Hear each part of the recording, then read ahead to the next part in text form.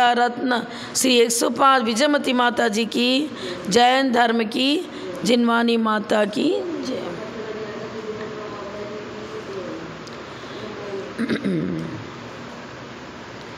कीर्त्या महत्या विवर्धमानं तां वर्धमानं स्तुतिगोचरत्वं निनीशवस्मो भयमद्य वीरं विशीर्ण दोषाशय पाशबन्धम्।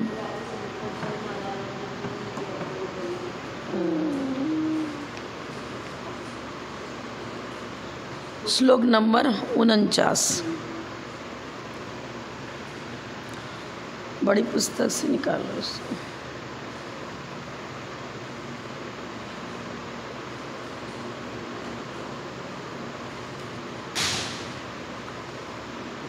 नानात्मताम प्रजहत्तदेक मेकात्मताम प्रजहच्च नाना अंगांगी भावात् तव वस्तु तद्यत् क्रमेण वाग्वाच्यमनन्तरूपम्।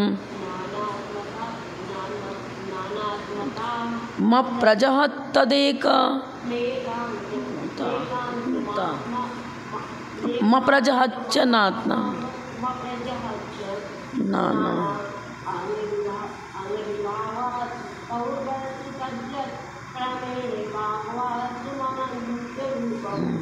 इसका संधि विच्छेद करेंगे। नानात्मता, म इधर आ जाएगा। नानात्मताम अप्रजहत तद एकम एकात्मताम अप्रजहत च। अब क्या बता रहे हैं यहाँ पर? वस्तु अनेक धर्मात्मक है और द्रव्य दृष्टि से द्रव्य तो एक, लेकिन उसमें रहने वाले धर्म अनेक। तो वस्तु एकानेक सिद्ध होती है। द्रव्य एक और उसमें अंदर रहने वाले गुण धर्म अनेक। तो वस्तु एक भी है और उसी समय अनेक भी है। उसी समय एकानेकात्मक, जैसा अपना आलापत्ति में पढ़ा है। नानात्मता मने यहाँ अंश को लेंगे। अंश अर्थात धर्म। धर्म तो नानापने को लिए हुए हैं। नानापना मने अनेकात्मक। नाना मने अनेक। अनेकात्मात्मक मने वस्तु अनेक धर्मात्म अनेक पने को लिए हुए है। अप्रजहत अनेक पने को न छोड़ते हुए, अनेक रूपता को न छोड़ते हुए। जहत माने छोड़ना और अप्रजहत माने नहीं छोड़ना। प्रउपसर्ग लगा दिया है। प्रजहत माने छोड़ना और अप्रजहत माने नहीं छोड़ता हूँ। सत्री प्रत्यय लगा अर्थात नहीं छोड़ते हुए। गच्छन माने जाता हुआ, पठन माने पढ़ता हुआ, प्रजहत माने छोड़ता हुआ और अ लगा दिया तो अप्रजहत अर्थात नहीं छोड़ता हुआ। तो हे जिनेंद्र देव, आपके शासन में वस्तु अनेक रूपता को न छोड़ते हुए एक रूप होती है। एकात्मताम अप्रजहत। यहाँ दो टुकड़े में अर्थ देखो। एकम माने वस्तु तो एक है, लेकिन उसमें धर्म अनेक हैं। तो अनेक धर्मात्मक वस्तु है, तो नाना पने को न छोड़ते हुए वस्तु एक है और एक पने को न छोड़ते हुए नाना है। द्रव्य से उसका गुण धर्म अलग कभी नहीं होता, क्योंकि उनमें व्यापक भाव है। धर्म धर्मी में उसमें प्रदेश भेद नहीं है। अन्यत्व है पर प्रदेश भेद नहीं है। प्रदेश भेद नहीं है इसका मतलब सर्वथा अलग नहीं है। और धर्म धर्मी सर्वथा अलग माना जाए तो जितने धर्म उतना ही द्रव्य हो जाएगा। फिर तो जितने धर्म उतना ही द्रव्य हो जाएगा। द्रव्य तो एक है और उसमें रहने वाले गुण धर्म अनेक हैं। अब यहाँ क्या बता रहे हैं? हे जिनेंद्र देव, आपके शासन में धर्म और धर्मी में पृथक तो नहीं बताया है। इसलिए क्या कह रहे हैं? अनेक रूपता को न छोड़ते हुए एक रूप होती है और एक रूपता को न छोड़ते हुए अनेक रूप होती है। एक रूपता को न छोड़ते अर्थात द्रव्य से धर्म का प्रदेश भेद नहीं है। इसलिए एक रूपता को नहीं छोड़ते हुए अनेक रूप है और अनेक रूपता को न छोड़ते हुए एक रूप है। न छोड़ते मतलब अंश अंशी भाव है उनमें। अंश हो गया धर्म और अंशी हुआ धर्मी। धर्म और धर्मी में प्रदेश भेद नहीं होता है, उनका स्वरूप ही वैसा है कि वो एकात्मक है। द्रव्य दृष्टि से एक और पर्याय दृष्टि से अनेक। द्रव्य को उसके गुणधर्म पर्यायों से सर्वथा अलग नहीं किया जा सकता है, इसलिए अप्रजत ऐसा शब्द का प्रयोग किया। अप्रजत मन नहीं छोड़ते हुए। पर्याय द्रव्य को छोड़कर नहीं है और द्रव्य पर्याय को छोड़कर नहीं है, सीधा सीधे। अंगांगी भाव। तो मने हे जिनेंद्र देव आपके, तो मने आपके शासन में वस्तु की व्यवस्था इसी प्रकार है। वस्तु का जो स्वरूप है वो अंग अंगी भाव को लिए हुए है। अंगी माने धर्मी, अंग माने धर्म। धर्म और धर्मी में अन्यत्व तो है पर पृथकत्व तो नहीं है। अब प्रश्न कर रहा है, अन्य मत वाले प्रश्न कर रहे हैं, आप वस्तु में अनंत धर्म स्वीकार करते हो, अनंत पर्याय कहो धर्म को। अब सबका कथन कैसे होगा? हो ही नहीं सकता है। कोई भी ऐसी भाषा नहीं है जिससे सभी धर्मों का एक साथ कथन हो सके, इसलिए तो हम उनको अलग मानते हैं। वो बोल रहा है अरे हम अन्यत्व मानते हैं, पृथकत्व नहीं मानते। वस्तु क्रम से वचनों के द्वारा कथनीय भी है, अनंत रूप होते हुए भी हम उनका वचनों के द्वारा क्रम से कथन कर सकते हैं। एक को अर्पित किया, अन्य को अनर्पित किया। जिसको अर्पित बना रहे हैं वो अर्पित है, लेकिन अनर्पित धर्मों का सर्वथा अभाव नहीं कहता। अवक्तव्य हमने कहा, चौथा भंग जो बनाया था वो इसलिए तो है कि भाई सभी धर्मों का एक साथ कथन नहीं होता। फिर क्या क्या अस्ति अवक्तव्य। जब हम अस्थि को विवक्षित बनाते हैं उस समय नास्ति अवक्तव्य के रूप में मौजूद है। अर्पित किया अस्थि को और नास्ति अनर्पित के रूप में मौजूद है। जब नास्ति अवक्तव्य कहते हैं तो नास्ति हुआ अर्पित और अस्थि हो गया अवक्तव्य के रूप में, अनर्पित के रूप में मौजूद है। ऐसा है ना। फिर अस्थि नास्ति अवक्तव्य, अस्थि और नास्ति दोनों को क्रम से कहा। फिर कह रहे भैया एक साथ तो हम पूरे अस्थि को भी नहीं कह सकते, एक साथ पूरे नास्ति को भी नहीं कह सकते, क्योंकि अस्थिपना भी तो अनेक रूप में मौजूद है ना। जैसे अभी उदाहरण के रूप में समझ लो, हमारे मनुष्य गति नाम कर्म का भी उदय है, मनुष्यायु का भी उदय है, पंचेंद्री जाति नाम कर्म का भी उदय है। अब जाति नाम कर्म में पंचेंद्री तो अनेक होते हैं, मनुष्य भी तो अनेक हैं। कोई नीच गोत्रीय है, कोई उच्च गोत्रीय है। फिर उच्च गोत्र के भी अनेक भेद हो गए, कोई खंडेलवाल है, कोई अग्रवाल है, कोई परवार है, कोई गोलापुरब है। उच्च गोत्र में भी तो भेद प्रभेद नामकर्म की वजह से बनता चला जा रहा है। पर प्रश्न के अनुसार अस्थि भी, हम सारे अस्थि धर्मों को एक साथ नहीं कर सकते और सारे नास्ति धर्म को भी एक साथ नहीं कर सकते। अस्थि में से भी किसी एक धर्म को उठाएंगे। जैसे तपस्वी सम्राट साम्राज्य महाराज जी हैं, उनमें तप है, ज्ञान है, बहुत सारी अनेक प्रकार की सिद्धियाँ हैं उन्हें, तो वो सब चीज़ का एक साथ तो कथन नहीं कर सकते। पर सारे गुण अस्थि में ही आएंगे ना। उसी समय तपस्वी भी है, उस समय ज्ञानी भी हैं, उसी समय चारित्रवान भी है, उस समय उनका सम्यक ज्ञान, सम्यक चारित्र सब सम्यक रूप में है, स्वीकार कर रहे हैं ना सब। लेकिन हम मात्र समदर्शन की चर्चा कर रहे तो उस प्रकार उनका कथन करेंगे। उस समय ज्ञान और चारित्र को गौण करेंगे।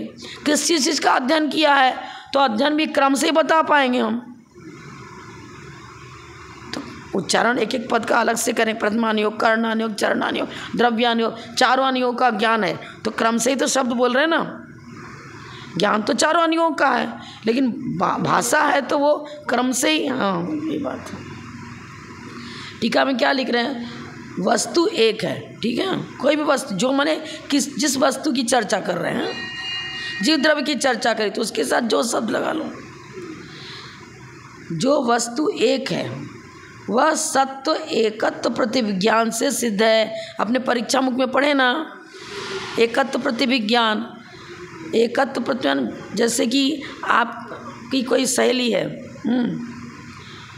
पहले तो बहुत दिन साथ साथ में रही, पढ़ाई लिखाई साथ में किया, फिर उसकी शादी हो गई, वो कहीं चली गई और आपने ब्रह्मचर्य व्रत लेके आप गुरु के पास आ गए और बहुत दिनों के बाद मिलती है, अरे ये वही है, तो वही है, द्रव्य तो वही रहा, लेकिन बीच में काल भेद होने से हमारा निवास स्थान उसका निवास स्थान अलग अलग हो गया। फिर बहुत दिनों के बाद मिले तो प्रत्यभिज्ञान मतलब वही है, बोल रहे हैं ना, प्रत्यक्ष और परोक्ष के जोड़ रूप ज्ञान को आप प्रत्यभिज्ञान कहते हैं। व्यक्ति वही है, एक ही वस्तु में प्रत्यभिज्ञान बन रहा है ना, पुनः पुनः उसे पहचान रहे हैं। प्रत्यक्ष और या अनुमान उनके जोड़ रूप ज्ञान को प्रत्यभिज्ञान कहते हैं। स्मृति, प्रत्यक्ष और स्मृति, इन दोनों के जोड़ रूप ज्ञान को प्रत्यभिज्ञान कहते हैं। स्मृति भी आई ना आपको, यह वही है जिसको पहले देखा था, यह वही है जिससे पहले देखा था। पहले देखा था इंद्रिय प्रत्यक्ष से पहले देखा, इंद्रिय प्रत्यक्ष हुआ, फिर स्मरण में आया कि वही है। तो प्रत्यक्ष और स्मृति स्मरण इन दोनों के जोड़ रूप ज्ञान को प्रत्यभिज्ञान कहते हैं। सादृश्य प्रत्यभिज्ञान में समानता दिखाई जाएगी, वस्तु अनेक है, और एकत्व प्रत्यभिज्ञान में वस्तु वही है। स्मृति के द्वारा फिर हम बहुत काल व्यतीत होने पर जब वो नज़र आता तो याद आता है, अरे वही तो है, अब पहचानते हैं, तो एकत्व प्रत्यभिज्ञान हो गया। वस्तु एक है, यह एकत्व प्रत्यभिज्ञान से सिद्ध हो चुका है, इसकी चर्चा कर चुके हैं। और नाना रूपता भी उसमें उसी समय मौजूद है। हम जान रहे हैं कि शैली बहुत अच्छी है, ज्ञान भी इसके अंदर अच्छा है, चर्या भी इसकी अच्छी है, धर्मात्मा भी है, तो उसी में अनेक रूपता भी तो नज़र आ रही है। जिसमें अपने मित्र को हमने देखा तो उस मित्र के अनेक गुण धर्म भी तो स्मरण में आ रहे हैं। तो अनेक रूपता को न छोड़ते हुए वस्तुपने को प्राप्त होता है। कोई भी द्रव्य है, प्रत्येक द्रव्य में अनेक गुण धर्म होते हैं, तो अनेक रूपता को न छोड़ते हुए उसमें वस्तुपना प्राप्त होता है। हमने आलापपत्ति में क्या कहा, वस्तु किसे कहते हैं, अर्थ क्रिया। एक ही वस्तु में अनेक प्रकार की अर्थ क्रिया देखी जाती है। दूध है, उससे आप रबड़ी भी बना सकते हो, मावा भी बना सकते हो, छेना भी बना सकते हो, तो उसमें अनेक पर्यायों में परिणमन करने की योग्यता है। जिस जिस रूप परिणमन करने की योग्यता है उसी रूप वो परिणमन करेगा। जीव पुद्गल नहीं बन जाएगा, पुद्गल जीव नहीं बन जाएगा। तो जिसमें जिस प्रकार की अर्थ क्रिया संभव है, तो अनेक प्रकार की अर्थ क्रिया एक ही वस्तु में देखी जाती है। वस्तुत्व तो उसे ही तो कहते हैं, किसमें किस प्रकार का परिणमन करने की योग्यता है, वो वस्तुत्व धर्म हुआ, वस्तुपने को, क्योंकि वह समीचीन अनेक प्रत्ययों का विषय होती है। प्रत्यय माने ज्ञान।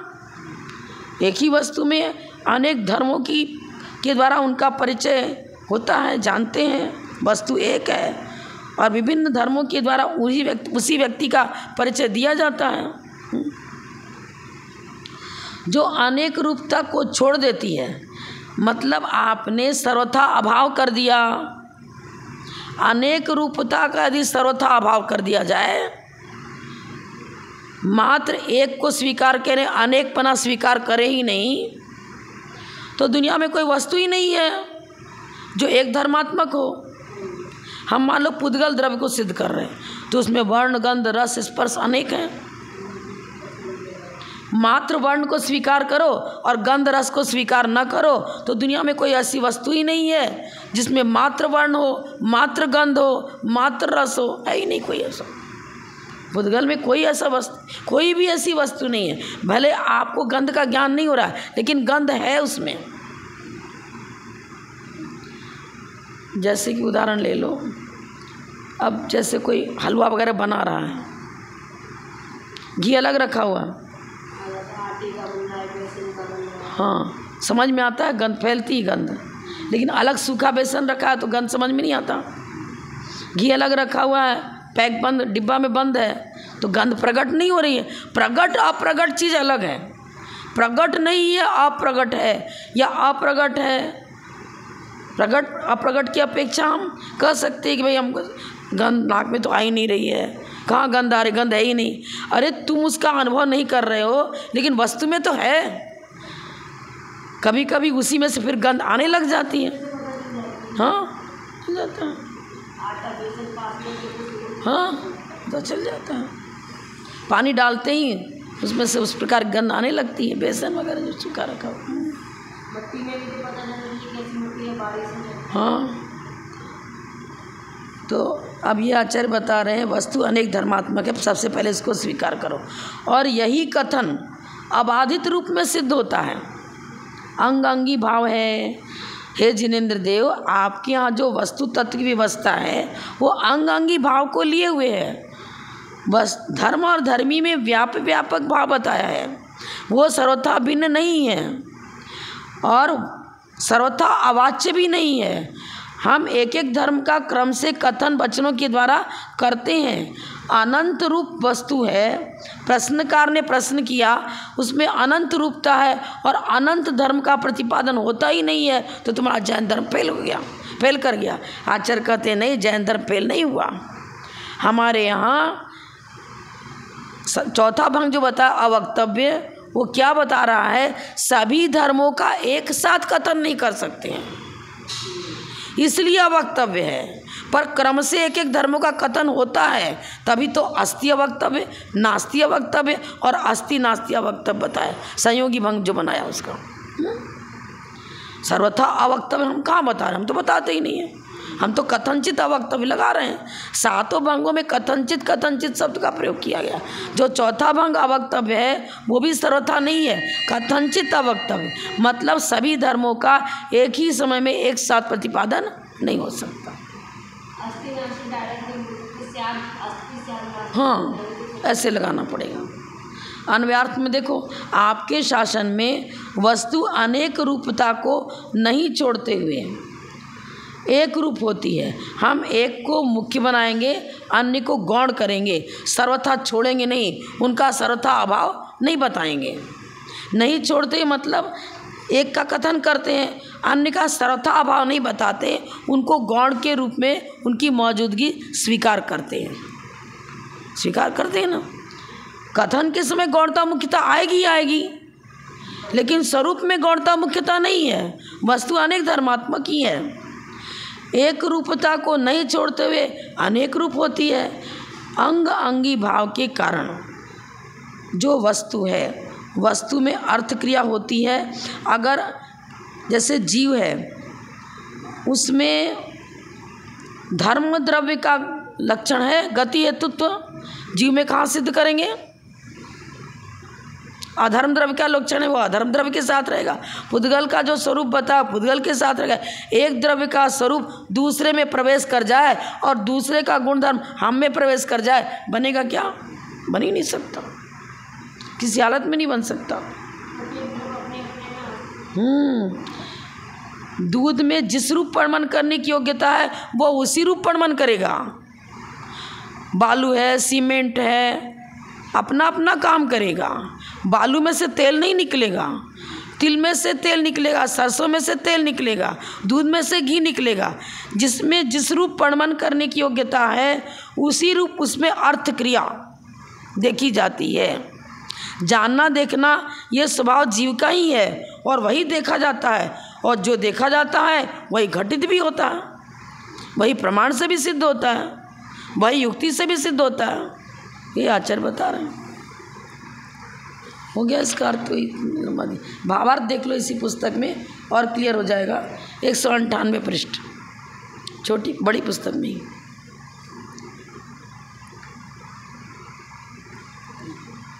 समस्त पदार्थ एकानेक स्वभाव रूप है। अपने आलापति में स्वभाव के प्रकरण में पढ़ा था ना, इसको स्वभाव क्यों कह रहे? भवनशीलता, स्वकीय भवनशीलता। स्वकीय माने जिस द्रव्य की चर्चा कर रहे हैं उसमें किस रूप परिणमन करने की योग्यता है, और नाना रूप वो परिणमन करता है, अपने अपने योग्य पर्याय रूप परिणमन करता है, और द्रव्य वही का वही है, एकानेक। समस्त पदार्थ एकानेक स्वभाव रूप है। एक तो मूल में है ही सत, सत कहा तो अस्तित्व, के रूप में उसका कथन हुआ, अभेद रूप में कथन हुआ, और वह नाना पर्यायों में चलता रहता है। गुण पर्याय व द्रव्यम। अब देखो नय दो है, द्रव्यार्थिक नय और पर्यायार्थिक नय। गुणार्थिक नय क्यों नहीं कहा? गुण पर्याय व द्रव्यम, द्रव्य गुण पर्याय तीन की चर्चा है ना, और नय दो ही हैं, द्रव्यार्थिक नय और पर्यायार्थिक नय। फिर गुणार्थिक नय क्यों नहीं कहा आचार्यों ने? बात ये गुणों में ही पर्याय बनेंगी। ज्ञान गुण की पर्याय, सम्यक दर्शन गुण की पर्याय, गुणों का पुंज ही द्रव्य है।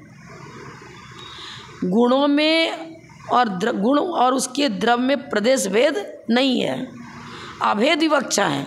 गुण और गुणी में अभेद है। अब गुणों की का परिचय हम कैसे देंगे? पर्यायों के द्वारा ही तो परिचय देंगे। नय क्या करता है? वस्तु स्वरूप का परिचय देता है, और परिचय देने का मेथड दो ही है, द्रव्यार्थिक नय और पर्यायार्थिक नय। हम ज्ञान गुण का परिचय दे रहे हैं, मान लो कि जीव में ज्ञान है, अब उस ज्ञान गुण का परिचय पर्यायों के द्वारा ही तो दिया जाएगा। 13वें गुण स्थान में जो अनंत भगवान है, उनके ज्ञान गुण का परिचय हम केवल ज्ञान के द्वारा देते हैं, क्योंकि केवल ही है, क्योंकि उनका ज्ञान केवल ज्ञान रूप पर्याय में को प्राप्त हो चुका है। हमारा मति ज्ञान श्रुत ज्ञान है, मति ज्ञान श्रुत ज्ञान अवधि ज्ञान मन परे ज्ञान केवल ज्ञान, ये ज्ञान गुण की पर्याय हैं, और इन्हीं के द्वारा ज्ञान की सिद्धि होती है, अर्थात ज्ञान गुण का परिचय दिया जाता है। परिचय माने कथन।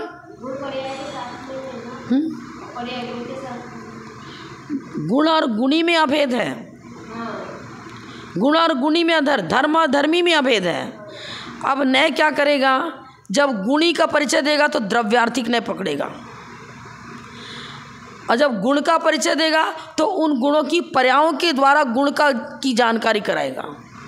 गुणों में जो पर्याय बन रही है ना, हाँ कोई भी ले लो, श्रद्धा सम्यक दर्शन ले लो तो क्षोभसम सम्यक दर्शन, छायक सम्यक दर्शन, उपसम सम्यक दर्शन। जब ही तो तत्वार सूत्र में भी औपसमिक छायक भाव मिश्र जीव स्वतत्व मौदिक पारिणामिक उच्च जीव तत्व का ज्ञान करा रहे हैं, और लिख क्या रहे हैं? औपसमिक, छायिक, छायोपसमिक, पारिणामिक, औदैक, इन नाना पर्यायों को लेकर के जीव द्रव्य का परिचय दिया जा रहा है। औपसमिक भाव बता रहे हैं तो इसका मतलब उसका मोहिनी कर्म का भी उपसम चल रहा है, और मोहिनी पहले गुण स्थान वाला है तो औदैक भाव बताएंगे कि दर्शन मोहिनी का उदय चल रहा है। परिचय जीव का दे रहे हैं, पर पर्यायों के द्वारा ही तो परिचय दिया जाएगा। गुणों का परिचय दो चाहे द्रव्य का परिचय दो, पर्यायों के द्वारा ही परिचय होगा। द्रव्य का परिचय देंगे, द्रव्यार्थिक नहीं उठा लेंगे,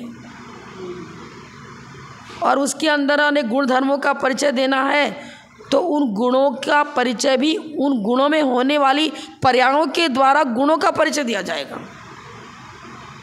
गुणार्थिक ने अलग से कोई नहीं है। गुण तो जैसे वर्ण गुण हुआ, अब वर्ण गुण का परिचय देना है कि पुद्गल में वर्ण एक गुण है, वो भी पाया जाता है।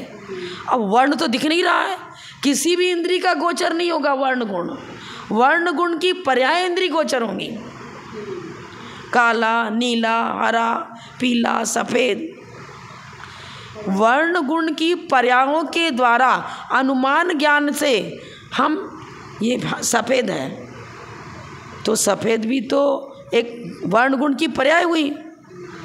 वर्ण गुण नज़र नहीं आता है, वर्ण गुण की पर्याय नज़र आती हैं,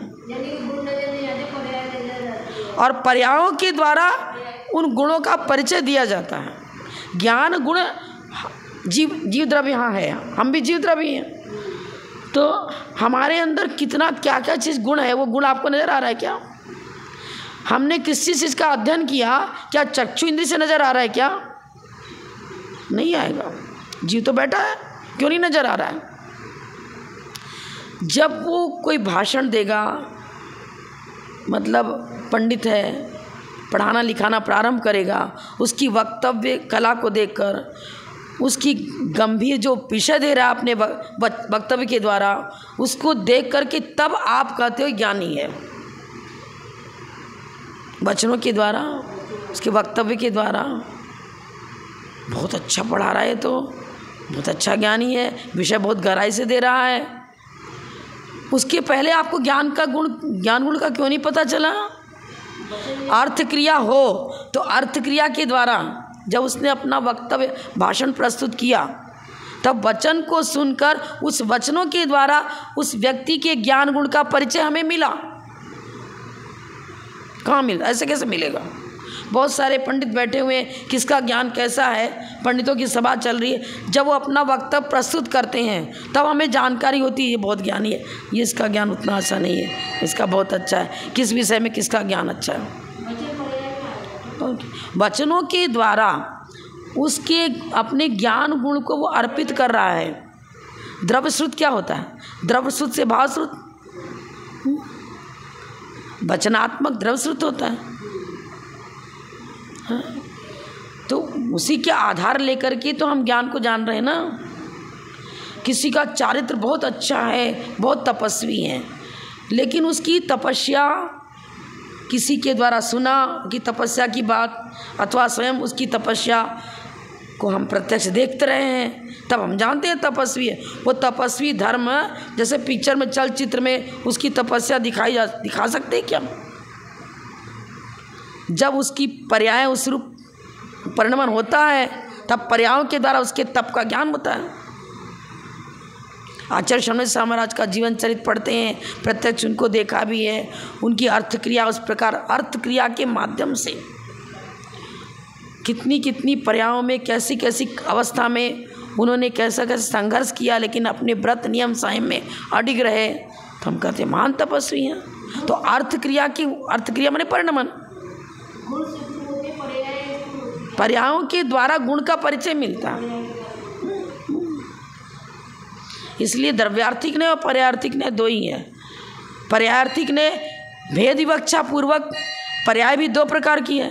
एक भेद रूप पर्याय, तो भेद रूप पर्याय में अभेद में भेद दिखाते हैं। आत्मा में ज्ञान दर्शन सुख वीर्य, ये भेद विवक्षा हो गई। अभेद आत्मा ज्ञान में है, आत्मा रत्नत्रय में, मतलब आत्मा ज्ञान में है, तन में बता दिया तो अभेद विवक्षा हो गई। और आत्मा में ज्ञान है, भेद विवक्षा हो गई। आत्मा ज्ञान में है, ये द्रव्यार्थिक नहीं हो गया। और आत्मा में ज्ञान है, ये भेद विवक्षा हो गई। गुणों का भी जब भेदपूर्वक परिचय देते हैं, नहीं क्या करेगा? भेदपूर्वक ही परिचय देगा। प्रमाण में अभेद वस्तु अनेक धर्मात्मक है, प्रमाण का विषय हुआ। अब अनेक धर्मों का परिचय जब हम नयों से देते हैं, तब दो नए हैं, द्रव्यार्थिक नए और पर्यायार्थिक नए। अब पर्यायार्थिक नए क्या है ना, गुण और गुणी में जब भेद विवक्षा करके एक एक गुणों का कथन करता है तो भेद रूप हो गया। और उपचार रूप अनुपचार, दो द्रव्य भिन्न भिन्न हैं, फिर भी उनका संश्लेष संबंध होने से, स्वामित्व होने से पढ़ तो लिया आपने आलापति अनुपचरित असद्भुत व्यवहार ने, उपचरित असद्भुत व्यवहार ने। सारी चर्चा नयों की वक्षा से देखेंगे तो दो ही नए बनेगा, द्रव्यार्थिक नए और पर्यायार्थिक नए। क्योंकि गुण तो अनुभवात्मक होता है, उसका प्रतिपादन शब्दों से नहीं होता। गुणों की पर्यायों के माध्यम से हम गुणों का परिचय देते हैं। इसको दो ज्ञान है, मतियाँ शुद्ध ज्ञान का धारी है, ये मुनिराज 3 ज्ञान के धारी हैं, ये 4 ज्ञान के धारी हैं, फिर ये केवली हैं। पर्यायों के द्वारा ही तो ज्ञान गुण का परिचय दिया जा रहा है। ये चीज़ है। अगर गुण और गुणी में परस्पर निरपेक्ष कर दें, धर्म और धर्म निरपेक्ष रूप कथन करें तो मिथ्या नहीं हो जाएगा। हाँ, और जिन वचन में इस प्रकार का कथन किया ही नहीं है, हम तो प्रदेश भेद नहीं मानते गुण और गुणी में, इसलिए जिन वचन में बताते युक्ति संगत वचन है, जिनेंद्र देव आपके वचन प्रत्यक्ष से, आगम से, युक्ति से किसी प्रकार से खंडित नहीं होते, यथार्थता को लिए हुए हैं। इसलिए युक्ति अनुशासन, आपका जिन शासन युक्ति संगत है, आपके वचन युक्ति संगत हैं, क्योंकि उनमें परस्पर निरपेक्ष कथन नहीं देखा जाता है। 49 नंबर हो गया, 50 नंबर, पेज नंबर 198। मिथोनपेक्षा पुरुषार्थ हेतुर नांशा चांसी पृथगस्ति तेभ्य परस्परेच्छा पुरुषार्थ हेतुर दृष्टा नयास तदवदसि क्रियायाम।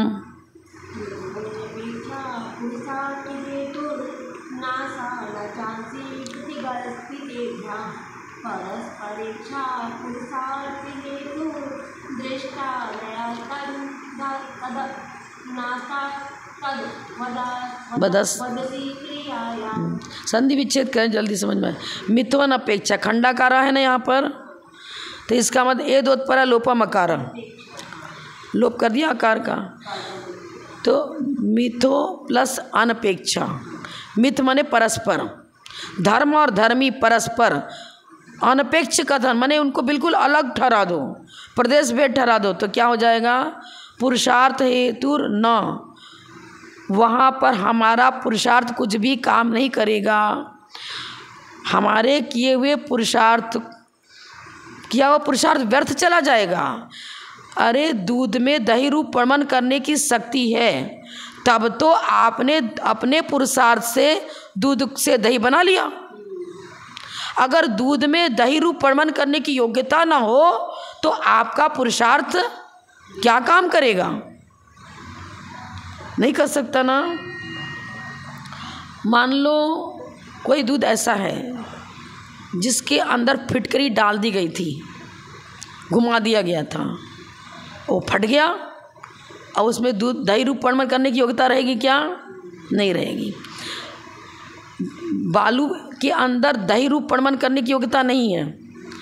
जल के अंदर कोई भी पदार्थ ले लो, दूध के अतिरिक्त अन्य जल है, तो जल को आप चाहो कि इसमें भी हम उसी प्रकार जामन डाल देंगे, अब जल से दही बन जाएगा, बनेगा क्या? यहाँ हेतु माने उपादान, उपादान में योग्यता है तो जिस पर्याय रूप प्रमाण करने की योग्यता है वो उसी रूप प्रमाण कर पाएगा।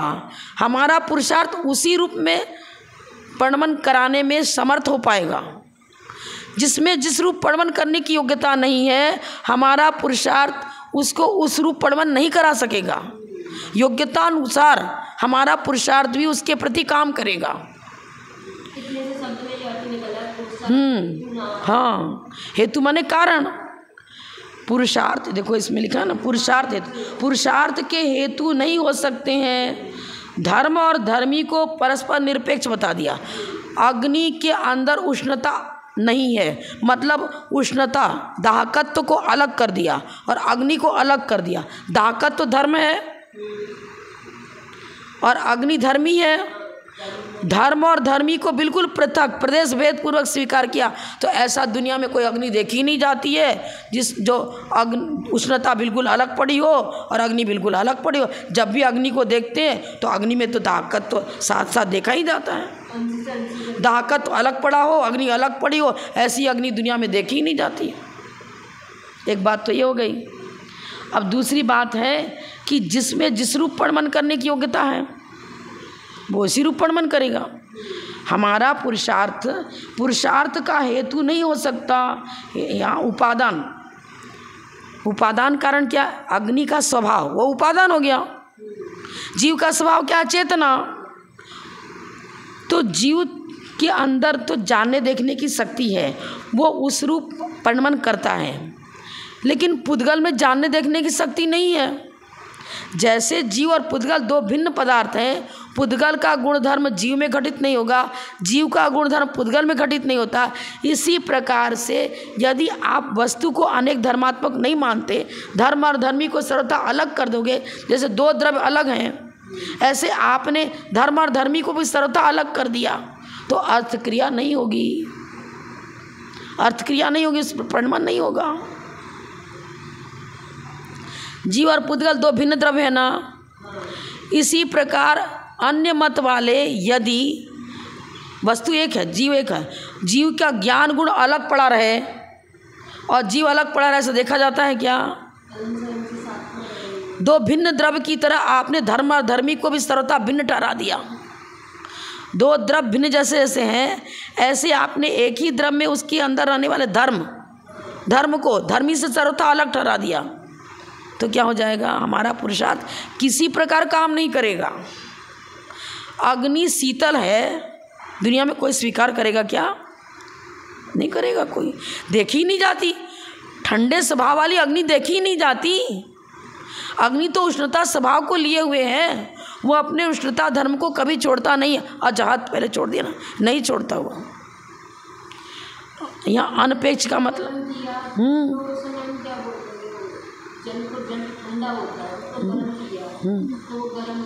वहाँ तो संश्लेष संबंध है, स्वभाव नहीं है जल का।